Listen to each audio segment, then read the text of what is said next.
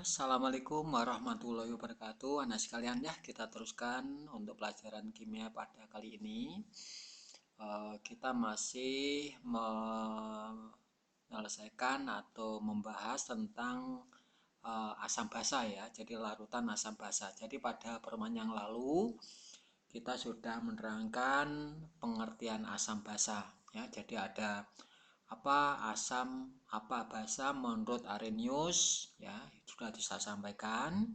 Kemudian apa asam, apa basa menurut Bronsted-Lowry juga sudah saya sampaikan.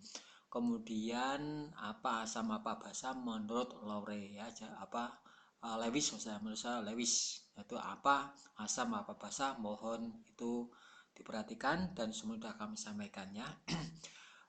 Pada video kali ini sekalian, saya akan melanjutkan dengan pH asam basa. Jadi Anda sering mendengar kata pH ya. Jadi pH mungkin di pelajaran biologi kamu sudah pernah mendengar kata pH ya. Jadi kemudian di dunia pertanian mungkin tanamannya tidak bisa subur karena pH-nya tanah terlalu rendah, maka harus dikasih pupuk dolomit dan sebagainya. Jadi pernah Anda dengar ya.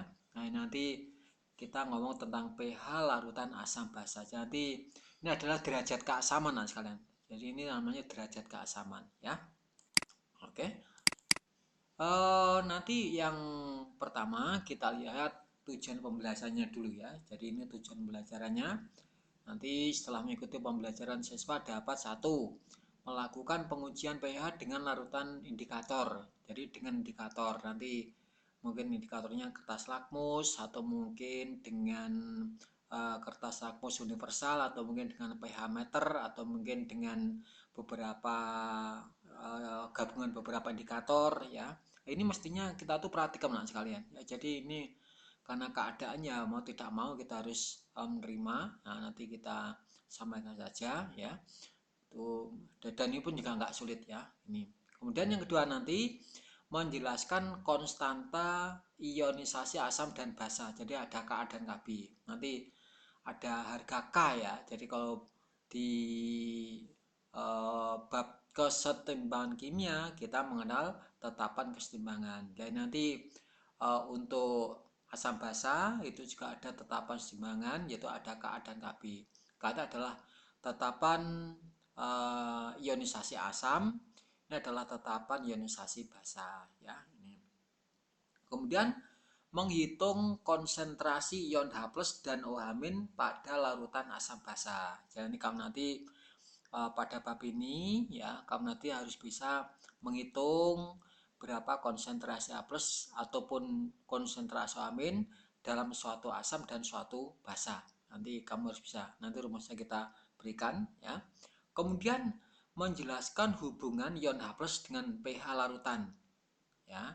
Jadi menjelaskan hubungannya dengan pH larutan. Artinya semakin besar konsentrasi ion H+, nanti pH-nya bagaimana?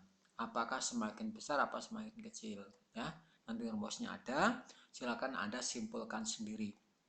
Kemudian menghitung pH larutan asam basa ini berupa soal-soal ini. Nanti kita memiliki beberapa soal, macam-macam soal. Nanti suruh menghitung berapakah pH larutan asam atau larutan basa yang terbentuk begitu nanti ya. Kemudian menjelaskan trayek pH indikator asam basa. Mungkin kali ini belum kita sampaikan yang ini ya. Kita sampaikan pada video tutorial berikutnya ya. Oke. Nanti ini cakupan kita ya. Ini kalau kita buat diagram atau diagram asam basa ini ya, peta konsepnya seperti ini. Nanti pH asam basa yang pertama dapat ditentukan oleh atau dapat ditentukan dengan indikator universal ya, kemudian indikator asam basa. Nanti ketemulah pH-nya itu berapa ya. Nanti ketemulah pH-nya itu berapa. Kemudian untuk memiliki rumus pH itu min log konsentrasi H+. Ya. Jadi nanti besarnya pH itu rumusnya adalah min log konsentrasi H+. Nah, besarnya H+ itu tergantung pada konsentrasi H+ dan Ka.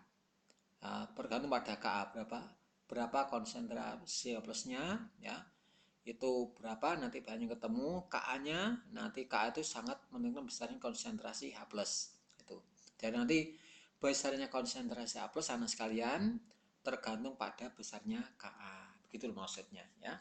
Kemudian eh, pH asam basa ini digunakan untuk menghitung juga pOH. Apa artinya?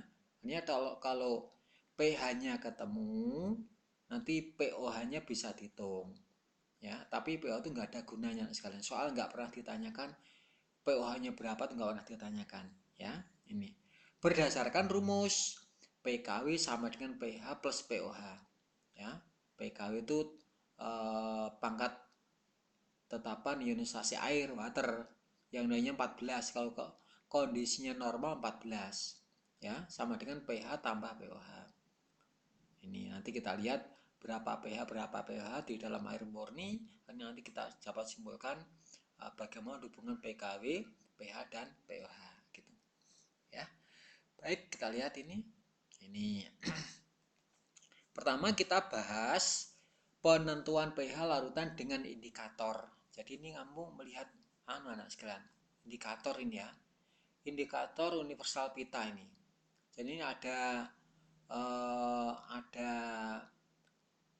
semacam pita pendek-pendek begitu ya. Nanti kamu ada semacam kertas, kayak kertas anak-anak ya, kayak kertas. Kemudian kamu kertas tadi dicelupkan ke dalam suatu larutan yang Anda cek. Ini, jadi nanti kertas tadi dimasukkan ke dalam larutan yang Anda cek. Nah, dia akan terjadi perubahan warna. Nah, warna yang muncul itu tinggal Anda cocokkan dengan warna ini. Nah, jadi ditempelkan, didekatkan dengan sini. Yang cocok warna yang muncul itu dengan gambar nomor berapa ini. Ini harga pH-nya ini. Ya, harga pH-nya ini. 1, 2, 3, 4, 5, 6, 7, 8, 9, 10, 11. Jadi ini pH-nya sampai 11. Kok warna yang muncul keras tadi seperti warnanya kayak nomor 2? Oh, berarti pH-nya 2, Nana. Ya, pH-nya 2. Gitu ya. Jadi gampang kok, gampang ya. Lalu warna yang cocok itu muncul yang itu seperti gambar nomor 8. Ini warna nomor 8 ini. Oh, berarti larutan tadi pH-nya sebesar 8. Begitu. Ya. Ini cukup gampang. Yang kedua, ini ada pH meter ya. Jadi ini ada alat ini, elektronik ini ya, pH meter. Nah, ini adanya seperti ini ya. Di sekolah itu ada sekolah. Kita bisa melakukan percobaan misalnya ya. Ini ada digitalnya. Jadi ini ada sensornya di sini ya. Ini larutan yang kita cek. Kita cek. Nah, sensor tadi sebelum digunakan mohon dibersihkan, dicuci pakai air Aquades, lalu dilap dengan tisu kering, lalu dimasukkan ke dalam larutan yang ingin Anda cek berapa pH-nya. Nah, silahkan Anda masukkan beberapa ya, cukup waktunya ya, sampai apa? Pada digital nanti akan muncul angka-angka yang mungkin berubah-ubah terus. Ya, kadang 7, 8, 9, turun lagi. 8, 7, 8, 9, begitu turun. Sampai suatu saat berhenti. Oh, ternyata dia berhenti pada angka 10. Oh, berarti larutan ini pH-nya 10. Gitu. Ya. Larutan ini pH-nya 10. Coba yang lain. Caranya dicuci pakai air Aquades. Dilap pakai tisu. Anda misalnya ini lautan A, kamu cek lautan yang B, ya, berapa pH-nya? Dengan cara yang sama Anda masukkan. Angka akan berubah-ubah terus, suatu saat akan berhenti pada angka tertentu. Nah, setelah berhenti itulah pH yang dimiliki oleh larutan yang Anda cek tadi. Cukup gampang, ya. Ini ada larutan indikator universal stick. Ya, jadi stick itu ya kayak potongan-potongan begitu ya. Nah, ini modelnya pita panjang digulung gitu. Kita ambil dikit ya. Kita potong dikit, kemudian kita masukkan larutan. Setelah terjadi perubahan larutan dicocokkan sini. Kalau ini tidak nih, ya. Jadi stick itu ini panjang anak-anak. Jadi ini satu stick ini. Nah, 1 pita ya. Nah, terdiri atas 4 warna. 1 stick ada 4 warna. Seperti ini gambarnya. Ya memang lempengan gitu. Ya, lempengan, lembaran ini. Ada memang disediakan ada 4 warna. Nah, kalau Anda pengen ngecek ya, tolong ini kamu ambil 1 stick atau 1 kertas, 1 potong kertas ini ya, dimasukkan ke dalam larutan yang Anda cek. Anda cek. Ya. Lalu setelah itu akan terjadi perubahan warna pada kotak-kotak dari indikator tadi. Nah, setelah terjadi perubahan warna, Anda cocokkan ya. Nanti ada angka 1, 7 sampai sekian ini potongan anak. Jadi mungkin ada yang 8 dan seterusnya. Ya, sampai mungkin 12. Silakan Anda cocokkan warna yang muncul dengan ini nih ya. Dengan kotak-kotak yang tersedia sebagai pembandingnya nih. Nah, jadi nanti ini kan warna pembanding nih ya. Kamu tempelkan, oh ternyata dia pas, sing dur dewi gini, bawahnya gini, bawahnya gini, yang bawah seperti ini. Oh cocok dengan ini warna yang muncul. Berarti larutan yang ada cek pH-nya adalah 3 begitu. Jadi melihatnya 4 warna, langsung 4 warna. Cek lagi misalnya lautan B, ya ternyata paling atas begini, berikutnya begini, kayak nomor 7, iya juga kayak nomor 7. Oh berarti larutannya Anda cek adalah pH-nya sama dengan 7 begitu. Ya. Nah, ini cara untuk melakukan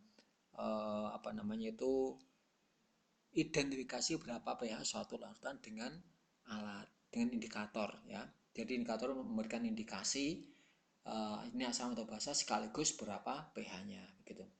Ya. Ini. Kemudian bagaimana cara menguji pH? Lakukan yang berikutnya, ada semacam teman sekalian. Tapi langsung aja. Ini kita punya air ya, kita punya larutan air. Berarti kalau air itu nggak ada apa-apanya. Ada larutan HCl, ada larutan CH3COH, ada larutan NH3, ada larutan NaOH. Ya konsentrasinya karena air berarti nggak ada apa-apanya, konsentrasi dianggap 0. Ya. HCl 0,1 molar atau 10 / 1. Ya. CH3COH 0,1 molar, sama konsennya, sama 0,1. NH3 0,1 molar. Ya, NaOH juga 0,1 molar. Jadi ini konsennya sama sekalian. Ternyata apa Anda cek? Ternyata pH-nya tidak sama.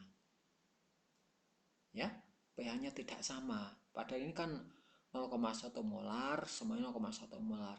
Untuk air murni itu pH-nya itu 7. Oh, katanya sifatnya netral. HCl itu kok pH-nya 1. Oh, berarti asam. Dia asam kuat, memang ini asam kuat. Ya, asam kuat ini. 0,1. Tapi kok pH-nya tinggi? Berarti asam lemah. Ya. Ini 0,1 kok tinggi sekali. Oh, berarti basa lemah. Ya. Ini kok amat sangat tinggi sekali pH-nya, berarti basa kuat. Berarti kalau Anda simbolkan gimana nih anak? Semakin besar nilai pH, sifat asamnya semakin lemah. Gitu ya. Tapi sifat basanya semakin kuat. Ya. Jadi semakin besar pH, sifat asamnya semakin melemah, tapi sifat basanya semakin kuat. Gitu. Ya. Perhatikan ya. Air murni bersifat netral. Oh, 7. HCl CH3COH bersifat asam. Karena pH-nya kurang dari 7. Oh, berarti nek kurang dari 7 itu sifatnya asam. Gitu ya, kira-kira ya. NH3 dan NaOH bersifat basa karena pH-nya lebih dari 7. Ya. Jadi nek pas pitu kingko netral, kurang dari 7 asam, semakin kecil pH-nya, asamnya semakin kuat. Lebih dari 7 bersifat basa, semakin besar pH-nya, sifat basanya semakin kuat. Begitu ya. pada konsentrasi yang sama, makin kuat sifat asam, harga pH makin kecil. Untuk basa makin kuat sifat basa, harga pH makin besar. Ya, jadi ini ya. Jadi pada konsentrasi yang sama, makin kuat sifat asamnya, maka pH-nya semakin kecil. Jadi kok konsennya sama, tapi kok pH-nya lebih kecil, berarti asamnya lebih kuat. Ya, lebih kuat. Dari uraian di atas dapat disimpulkan pH asam kurang dari 7, pH basa lebih dari 7, dan netral sama dengan 7 gitu ya. Pada konsentrasi yang sama, pH larutan asam kuat lebih kecil daripada asam lemah. Oh iya, berarti nek ngono semakin kecil pH, asamnya semakin kuat. Sedangkan pH basa lebih besar daripada basa lemah. Basa kuat ya. pH basa kuat itu lebih besar daripada basa yang lemah. Ini ya. Oke, saya kira itu bisa diterima ini ya. Nanti dicek lagi ya. Kemudian konstanta ionisasi asam dan basa. Jadi ini anak-anak sekalian, asam itu kan dapat mengion menghasilkan H+, basa menghasilkan ion OH-, ya. Untuk ya kita baca dulu nih. Asam dan basa ada yang bersifat kuat dan lemah. Asam dan basa kuat, dalam air seluruh molekulnya terurai menjadi ion-ionnya. Jadi itu terionisasi sempurna, Nana. Jadi misalnya Anda punya HCl sebanyak 5, maka kelima-limanya mengion semua, menghasilkan H+ dan Cl- semua. Itu. Jadi ionisasinya sempurna. Sedangkan asam dan basa lemah hanya sebagian kecil molekulnya yang terurai menjadi ion-ionnya. Jadi dia tidak bisa mengurai semua anak sekalian. Ya, misalnya CH3COH mengion menghasilkan CH3CO- plus H+ misalnya. Anda punya 5 CH3COH, tapi sing bisa ngion cuma 1 misalnya. Kalau HCl 5, yang ion 5 semuanya ngion semua. Berarti H+ yang dihasilkan banyak, Cl- yang dihasilkan banyak. Tapi kalau asam CH3COH dari 5 yang bisa mengion cuma 1, yang 4 tidak bisa mengion. Berarti ionisasinya tidak sempurna. Maka karena yang mengion itu sedikit, H+ yang dihasilkan juga sedikit. Maka sifat asamnya semakin lemah begitu. Ya. Berdasarkan banyaknya asam atau basa yang terionisasi, didapat harga derajat ionisasi asam atau basa. Ini derajat ionisasi. Kalau dulu derajat disosiasi kalau di kimia itu. Ya. Derajat ionisasi alfa adalah harga perbandingan antara jumlah molekul zat yang terion dengan jumlah molekul zat mula-mula. Ya. Nilai derajat ionisasi alfa dapat ditentukan dengan persamaan berikut ini. Alfa sama dengan jumlah mol yang mengion dibagi jumlah mol mula-mula. Contoh tadi misalnya, Anda punya CH3COH sebanyak 5. Berapa jumlahnya? 5. Yang mengion cuma 1, maka alfanya 1/5. 1/5 itu berapa? 20% ya? 20% yang mengion. 1/5. Yang 4 tidak bisa mengion. Tidak mengion artinya. Oh, berarti yang mengion cuma sedikit. Contoh lagi misalnya, Anda punya HCN. HCN sebanyak 5. Yang mengion 3. Berarti derajat ionisasinya 3/5. Berarti 60%. Ya. Oh, berarti kalau apa artinya? Artinya semakin besar alfa, yang mengion semakin banyak. Sehingga H+ atau H- yang dihasilkan juga semakin banyak. Maka sifat asamnya juga semakin kuat begitu. Nilai derajat ionisasi memiliki tentang 0% sampai 100% atau bernilai antara 0 hingga 1. Asam kuat dan basa kuat terionisasi sempurna dalam larutannya. sehingga menjadi derajat ionisasi alfa 1. Contoh, Anda punya HCl5 yang terion 5, berarti alfanya 5/5 sama dengan 1. Anda punya suatu basa, NaOH misalnya, NaOH-nya ada 10 yang mengion 10, maka alfanya 10 berarti sama dengan 1. Asam lemah dan basa lemah hanya terionisasi sebagian kecil dalam larutannya, sehingga menjadi derajat ionisasi 0 sama alfa sama 1. Contoh, Anda punya CH3COH 5 yang ion cuma 1, maka derajat ionisnya 1/5, berarti 20%. Anda punya HCN misalnya, Anda punya HCN jumlahnya 5 yang mengion 2, berarti 2/5, 40% nih ya. Contoh seperti itu. Oke. Penguraian asam lemah atau basa lemah menjadi ion-ionnya membentuk reaksi keseimbangan. Ya, jadi sebenarnya harusnya bolak-balik anak-anak. Dan memiliki suatu konstanta ionisasi asam dan basa atau ditulis dengan Ka dan Kb. Ini adalah konstanta ionisasi asam, ini konstanta ionisasi basa. Ini. Nah, pertama kita masuk air dulu. Ya, air. Air murni. Ini ionisasinya. Ternyata air murni bisa mengion sekalian.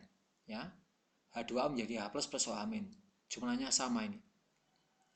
Harga tetapan kesetimbangan air adalah K itu kanan kali kanan per kiri.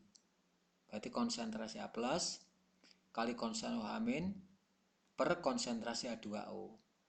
Ini kalau kita aplikasikan menjadi K kali H2O.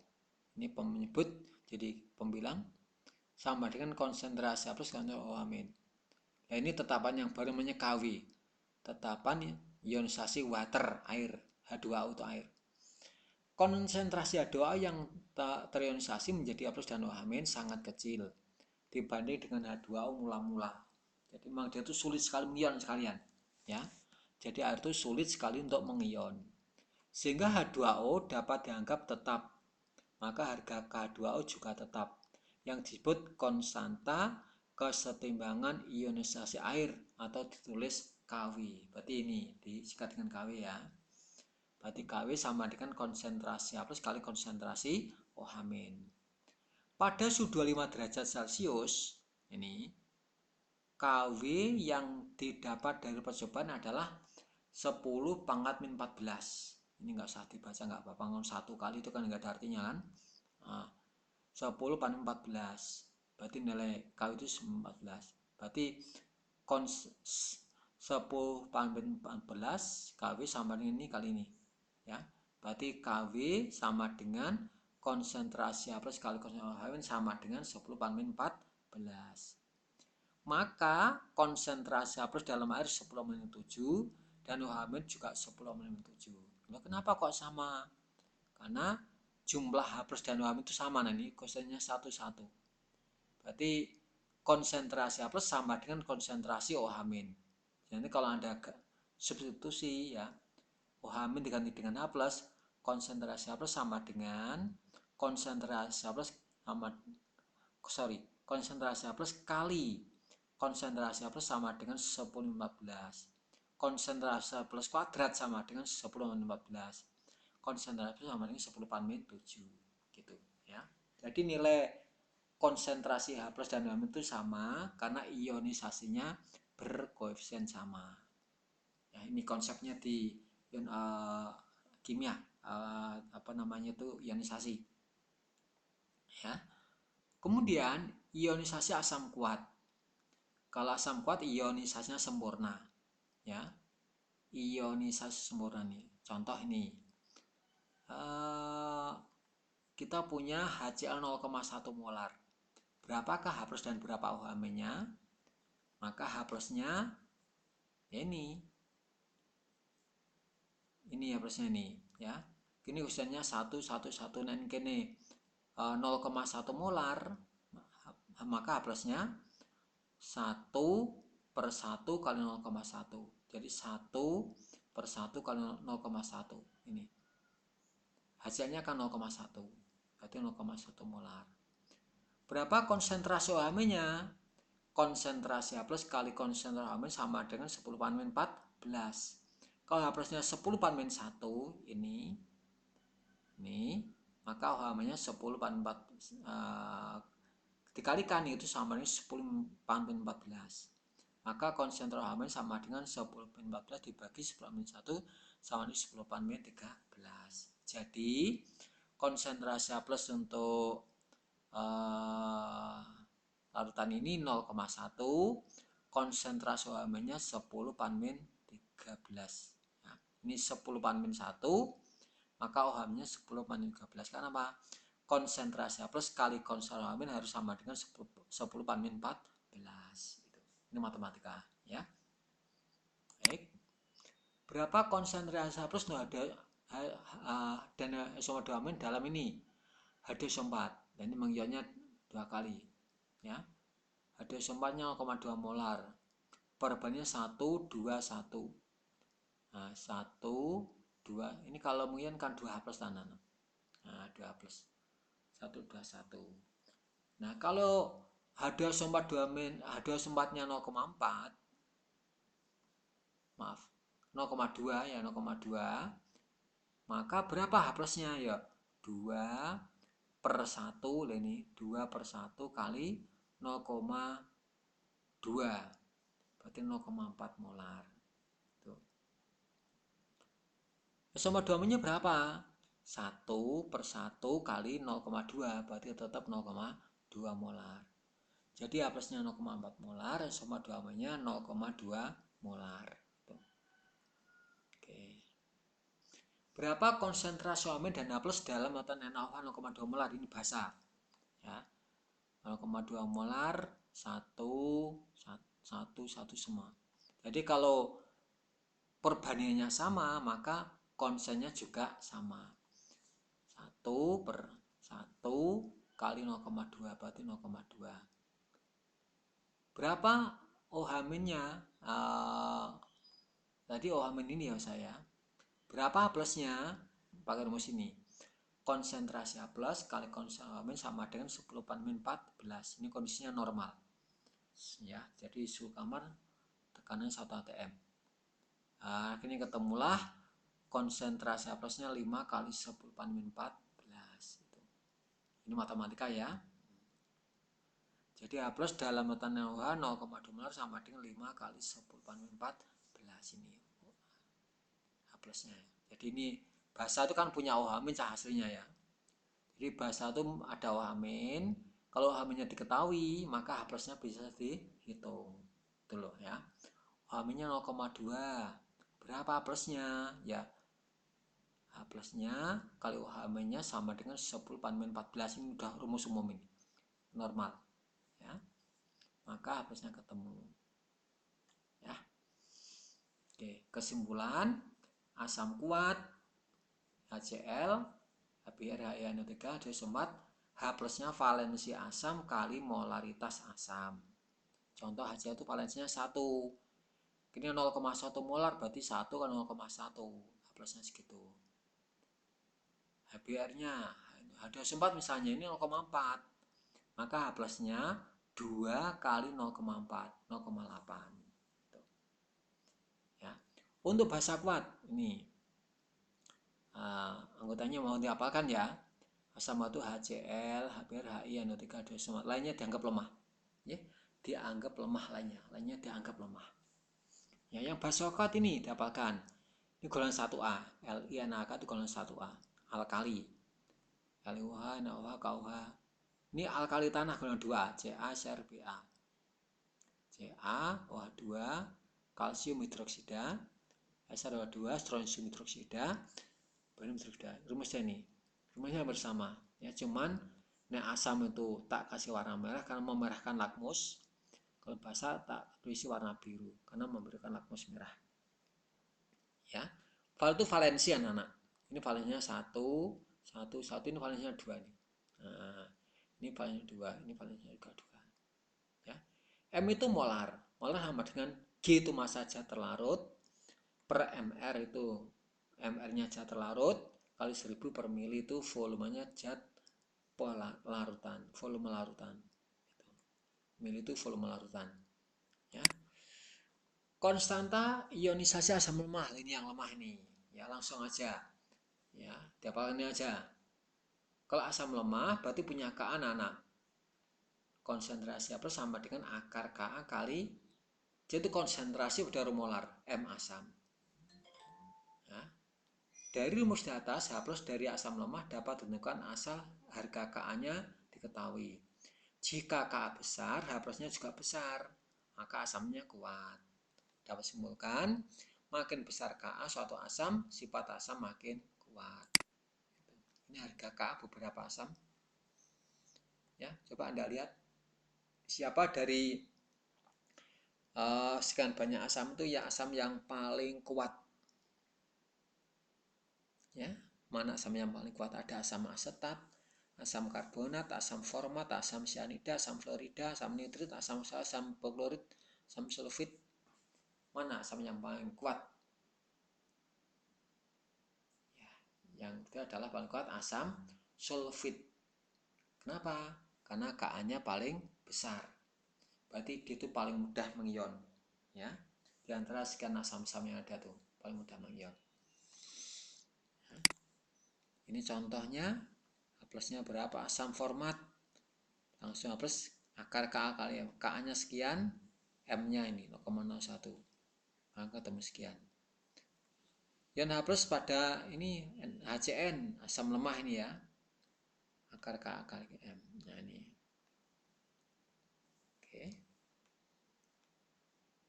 Untuk menentukan COOH- sama dengan cara menentukan konsentrasi H plus, yaitu menggunakan Kb ya.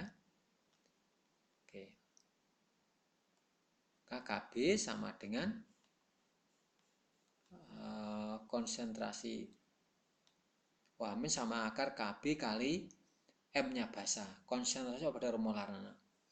Makin besar Kb, sifat basa makin kuat. Ya sudah seperti ini ada semua ya. Oke, nama basa ini ada beberapa. Siapa basa yang paling kuat anak-anak? Nah, yang paling kuat siapa nih? Yang paling kuat adalah etilamin. Nih, berarti ini kan Kb-nya paling besar.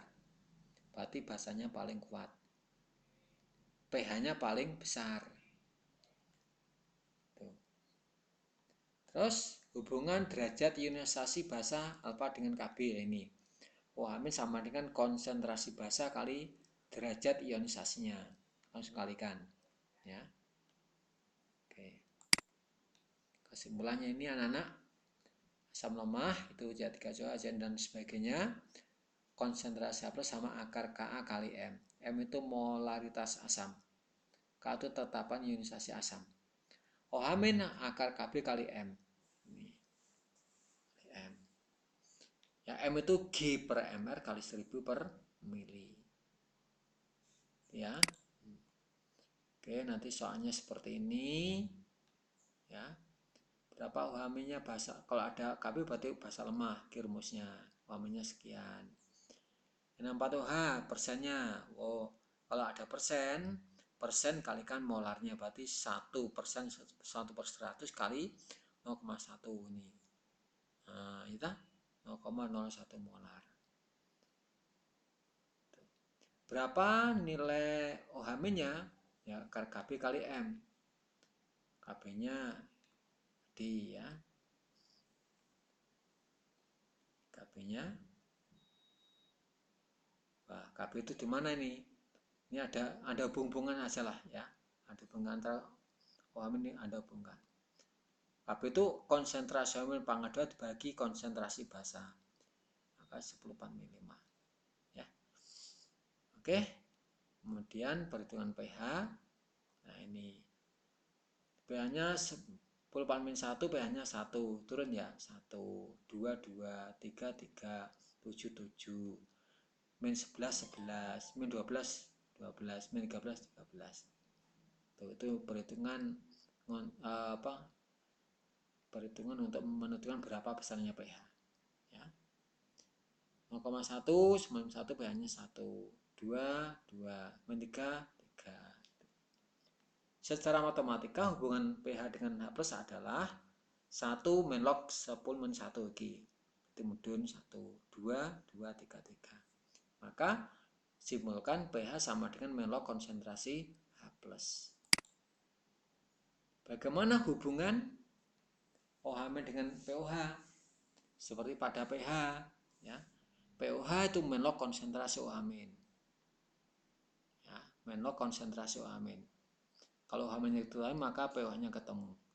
Tapi POH tidak pernah ditanyakan anaknya nih. Yang tanyakan mesti pH.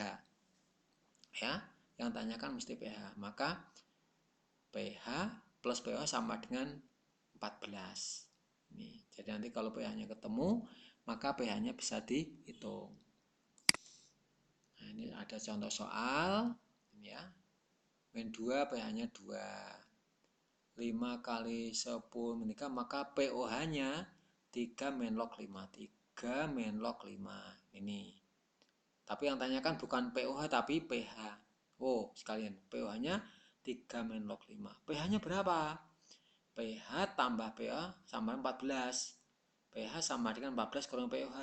14 kurangi 3 min log 5. Berarti 11 apa min jadi plus log 5. Tuh. Oke. Untuk menghitung pH sama mah sobat sama harus dicari dulu H plusnya dan OH-nya. Dengan rumus H plus akar Ka kali M, OH- akar Kb kali M. Contoh ya. Sama ini. HCl-nya 0,01 molar, berarti M-nya 0,01. Berapakah pH-nya? Ya cari H plusnya dulu, ya. Karena pH sama dengan min log konsentrasi H plus. Karena asam lemah rumusnya ini.